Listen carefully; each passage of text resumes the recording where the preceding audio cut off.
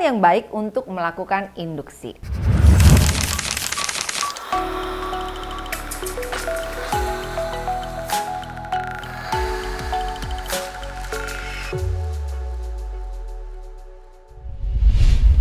Saya seringkali bertemu dengan ibu-ibu yang curhat bahwa providernya bilang bahwa dia perlu induksi.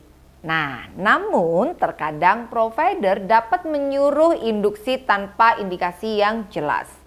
Nah, jadi video ini saya akan menjelaskan beberapa alasan di mana induksi mungkin akan direkomendasikan.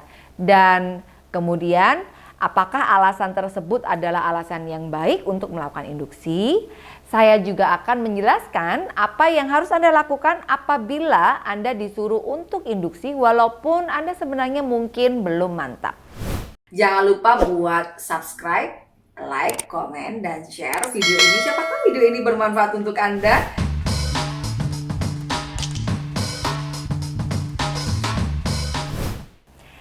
Hai, kenalin, saya Yesi, bidan dan penolong persalinan dan juga bidan yang praktek di klinik bidan kita di Klaten.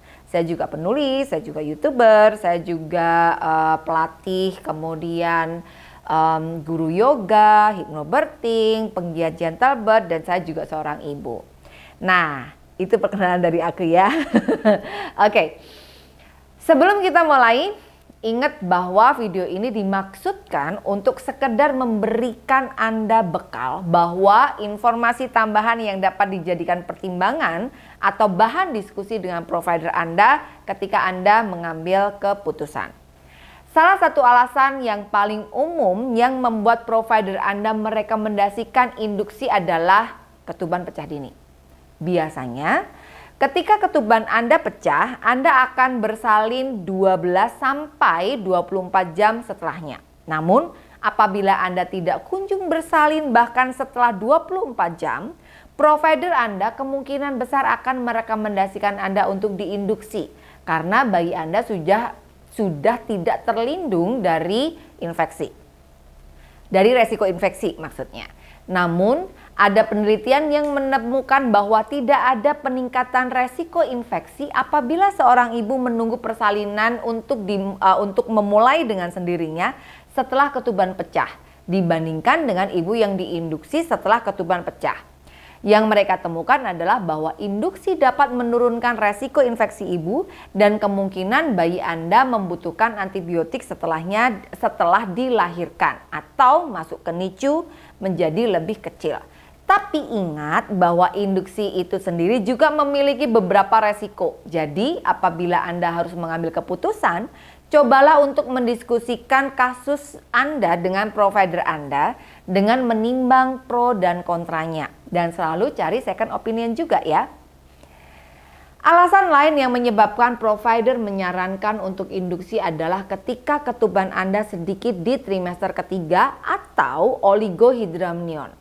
Kasus ini sangatlah umum sebenarnya, tapi para peneliti menemukan bahwa menginduksi persalinan karena ketuban terlalu sedikit tidak memberikan keuntungan apapun untuk bayi Anda dibandingkan dengan menunggu hingga persalinan dimulai dengan sendirinya. Dengan catatan, apabila oligohydramnion adalah satu-satunya indikasi yang Anda punya. Alasan umum yang lain untuk melakukan induksi adalah ketika plasenta Anda sudah lepas dari rahim atau disebut dengan solusio placenta atau placenta abruption. Apabila ini terjadi, asupan nutrisi oksigen ke bayi atau ke janin dapat terhambat. Namun dalam kasus ini dibutuhkan atau tidaknya induksi tergantung dengan tingkat keparahan kasus Anda. Dan kalau kasus Anda parah, Anda kemungkinan besar tidak dilakukan induksi tapi Anda memerlukan sesar emergency. Nah, alasan lain untuk induksi adalah pengapuran plasenta. Siapa yang suka DM aku terus bilang, "Udah aku penghapuran plasenta, aku harus diinduksi, aku mesti gimana?" Tonton sampai habis ya.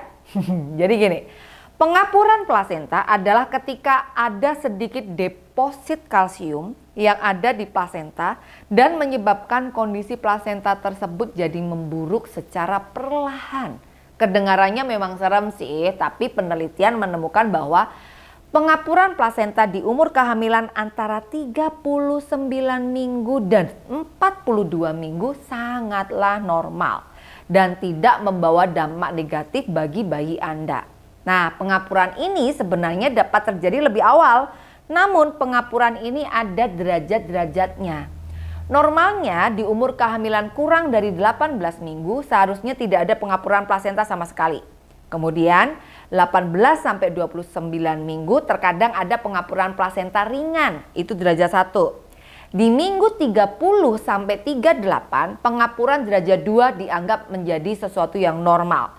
Dan terakhir di umur kehamilan 39 minggu ke atas pengapuran derajat 3 pun masih dianggap normal. Catat ini ya.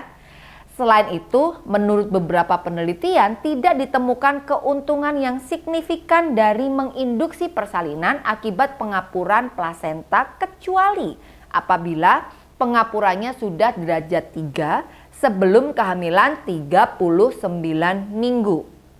Jadi, apabila Anda didiagnosa pengapuran plasenta, tetap tenang dan ingat untuk selalu tanyakan derajatnya. Oke, kalau perlu cari second opinion dulu supaya Anda bisa menetapkan diagnosa dengan lebih oke sehingga bisa mengambil keputusan dengan lebih baik.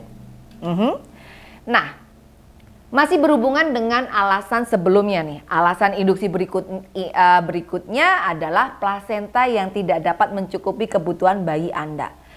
Masalah ini tidak hanya disebabkan oleh pengapuran plasenta, tapi juga disebabkan oleh kolestosis pada kehamilan. Namun apabila Anda memiliki kondisi tersebut, maka Anda seharusnya dapat melihat dari grafik tumbuh kembang janin Anda yang tampak terhambat. Jadi jangan samakan pertumbuhan bayi terhambat dengan bayi kecil ya, karena ada bedanya.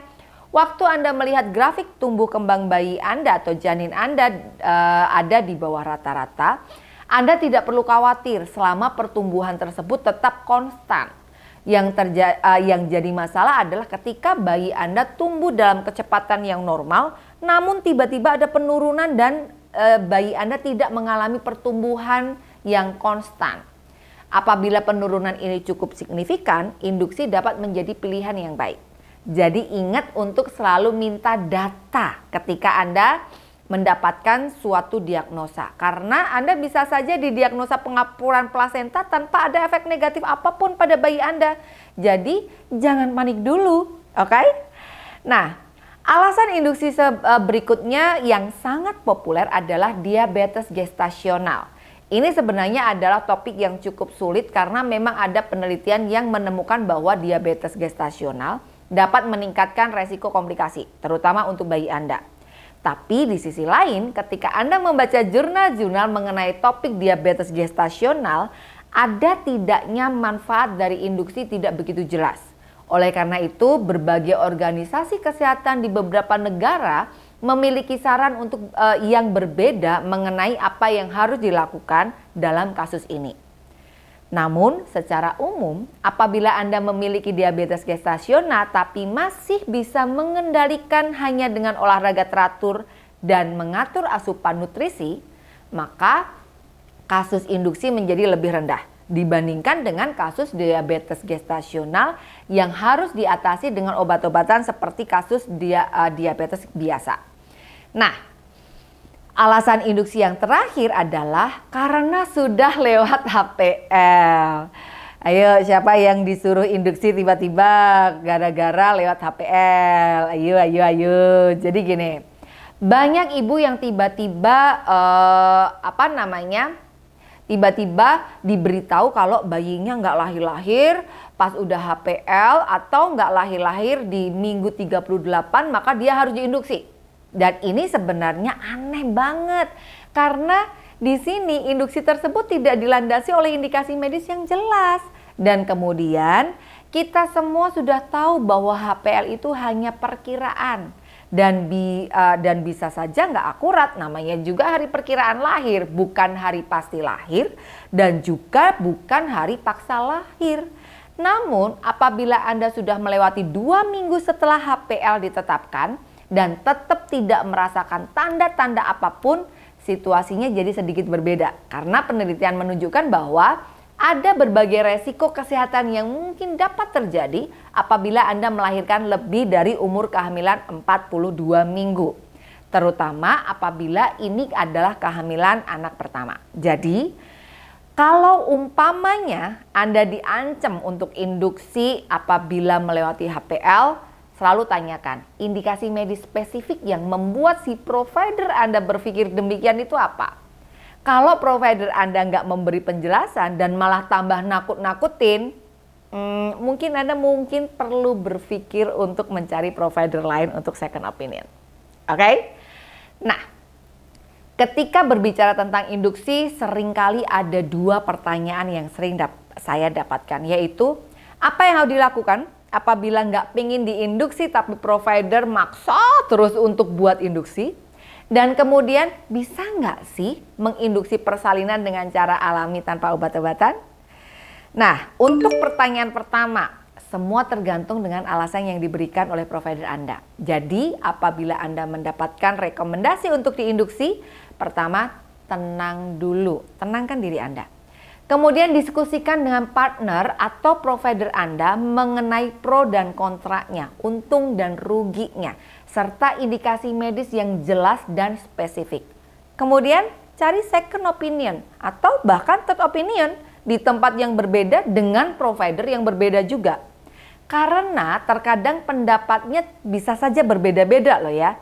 Nah, kemudian untuk pertanyaan kedua, apabila umur kehamilan Anda sudah menginjak 37 atau 38 minggu, aku sih lebih ke 36 deh, 36 minggu, Anda sudah dapat memulai melakukan induksi alami. Cari metode yang paling cocok untuk Anda. Jadi jangan cuma metodenya berhubungan sama suami terus. Kemudian misalnya nih berhubungan sama suami terus ternyata nggak ngaruh terus kamu diem aja, atau makan nanas ternyata kamu nggak ada reaksi apapun gitu terus kamu diem aja. Karena induksi alami itu ada banyak banget jenisnya. Oh iya, ketika Anda mencoba untuk melakukan induksi alami, pastikan bahwa Anda tidak sedang dalam kondisi stres atau tertekan, karena keduanya bisa sangat berpengaruh terhadap hasilnya. Nah, disinilah teknik relaksasi dapat menjadi penting sekali.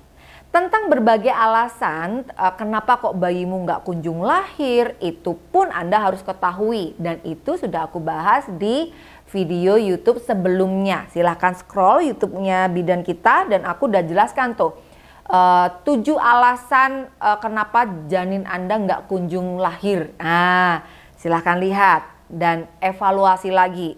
Ada banyak sekali teknik-teknik induksi alami. Anda juga bisa buka di websitenya bidankita.com. Jadi ada lebih dari 10 kok. Oke? So, semoga informasi ini bermanfaat untuk Anda dan Anda jadi nggak galau. Sehingga kalau Anda nggak galau, Anda bisa mengambil keputusan dengan tepat. Semoga bermanfaat ya. Terima kasih buat perhatiannya. Sampai ketemu lagi di video berikutnya. Dadah!